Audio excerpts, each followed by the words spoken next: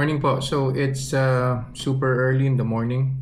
Meron po akong sugar-free biscuits po dito, no? So we're going to try it and see kung magkakaroon po ng blood sugar spike.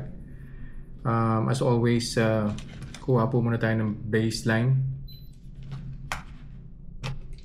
Request po ito ng followers po natin, no? Hindi ko na po nililista kasi ang dami pong request, no? So yeah, let's do it.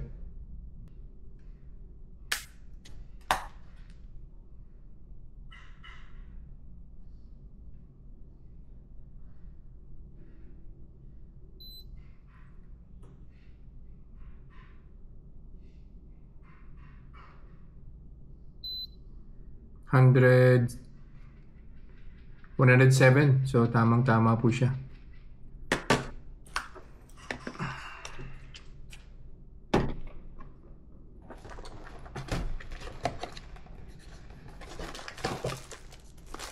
It says here on the box, well, hindi ko po ubusin lahat to. It says here on the box, ang one serving po niya, 2 pieces, 27 grams po yung weight po niya. So yun lang po yung kakainin natin for this testing.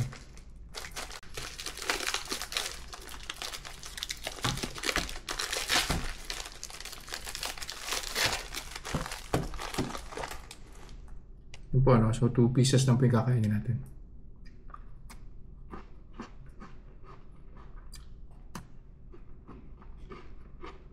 Ako, 1 hour na po. So kuha na po tayo ng blood sugar.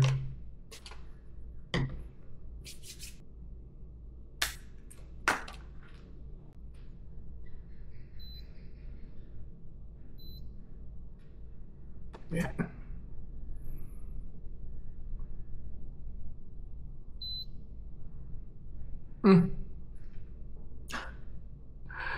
Two pieces, 172. Oh my goodness. Balik po ulit ako after an hour and we'll see kung ano po yung magiging final blood sugar spike. Second hour na po. Kuha na po tayo ng blood sugar. Final blood sugar reading po.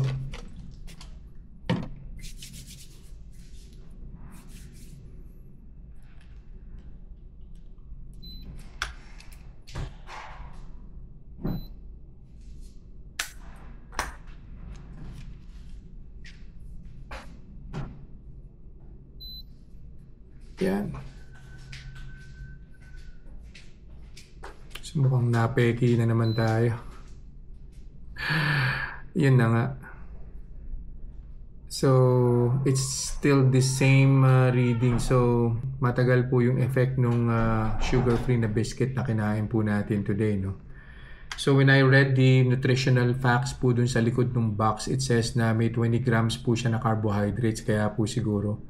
And then 1 gram lang po yung sugar. Tapos there's this 5 grams na alcohol sugar. So hindi ko po alam yun alcohol sugar.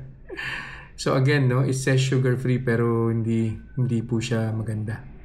Bagsak. See you guys in the next vlog. Goodbye.